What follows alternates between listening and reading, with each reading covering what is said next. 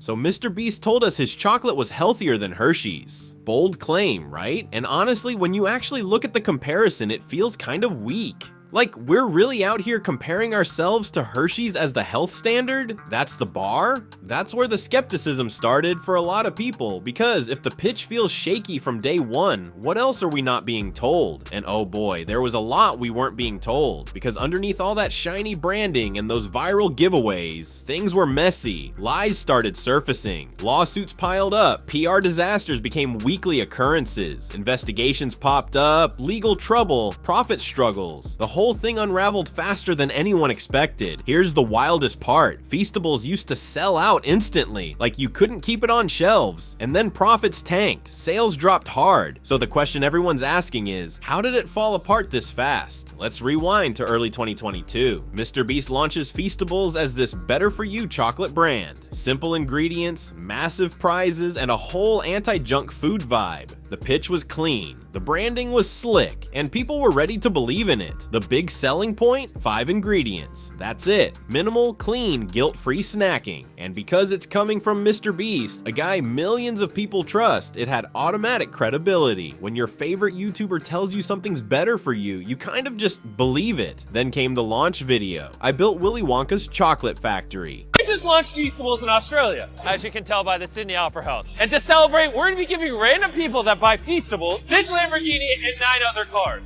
That's a lot of cars! Right, Laserbeam? I'm just here because I'm Australian. No joke, all you have to do, just go to your local Woolworths or any of these retailers in Australia and buy a Feastables bar. Say, how do I win a Lamborghini? Just scan the QR code on the back of the bar after you buy it, submit your receipt, and 1 bar purchased is 1 entry. Every bar had a code. Every code was a chance to win luxury prizes, cars, vacations, cash. The hype was instant. The urgency was real. People weren't just buying chocolate. They were buying a lottery ticket, and it worked. Stores couldn't keep Feastables in stock. The marketing was being called a masterclass. The demand was insane, and a lot of it was fueled by scarcity and those giveaways. By mid-2023, Feastables hit over $250 million in revenue. That's more than MrBeast was even making from YouTube. The brand was in over 7,000 stores globally. Viral unboxings everywhere. People were selling bars online. It was a full cultural moment. Think prime energy drink levels of hype. Kids everywhere wanted it. Social media couldn't stop talking about it. Feastables wasn't just a product, it was the product. But here's where things get messy. Beneath all that hype, problems were starting to bubble up. The sugar rush was fading and reality was setting in. First, there was the whole clean up our displays thing. I gotta give it about chat. First impression, chat, it's a little bit bulky. And usually when it's that big, I like when it's soft like this. Messy. It's messy.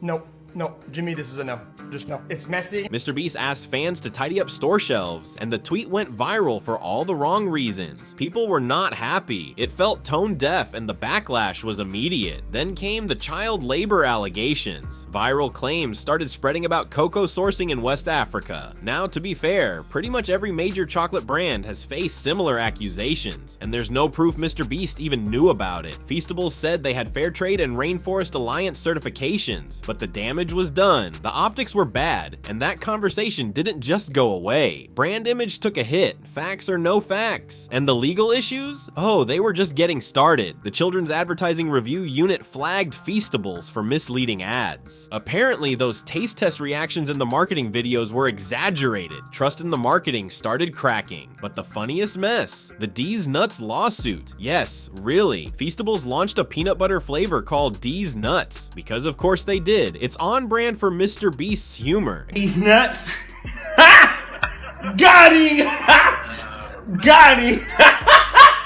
They sued, claiming Feastables intentionally copied them for virality. Fans thought it was hilarious, it was embarrassing, and it was just another thing added to the growing list of problems. Now let's talk numbers. The hype was loud, but the data was telling a different story. Rapid growth was exposing structural weaknesses everywhere. Feastables overexpanded way too fast. Too many products, too many changes, too quickly. The supply chain got complicated. That whole simple ingredients pitch, turns out it created logistical chaos laughs behind the scenes. And here's the real issue. People weren't buying Feastables because they loved the chocolate. They were buying it for the prizes. The bars were basically lottery tickets. No one was forming long-term brand loyalty. They were chasing dopamine hits. So when the contest ended, interest faded, and sales dropped immediately. The repeat customers just weren't there. Fast forward to today, Feastables still exist. It's still profitable, but it's not dominating headlines anymore. The novelty has completely worn off. So why did Feastables really fall? Because the demand was manufactured. People weren't buying it because it was great chocolate. They were buying it for clout, for content, for the chance to win something. The ethical missteps didn't help either. Child labor allegations, asking fans to do free labor, all of it chipped away at the good guy brand image. Trust eroded fast. And then there's the MrBeast factor. Feastables always felt like a side quest. The guy's juggling a million projects, and the brand suffered because of it. When your founder is stretched that thin, something's gotta give. Let's be real about the product too. The chocolate just wasn't special enough. Competitors were offering similar quality, sometimes better, often for less money. There was no reason to stay loyal once the hype died down. Plus, the audience aged out. The kids who were obsessed in 2022 are older now. Teens move on. Chocolate bar codes with prize giveaways don't hit the same when you're not 13 anymore. The 2022 era is over. That peak hype will never come back. You can't recreate that lightning in a bottle moment with more giveaways. Feastables' viral era is officially done,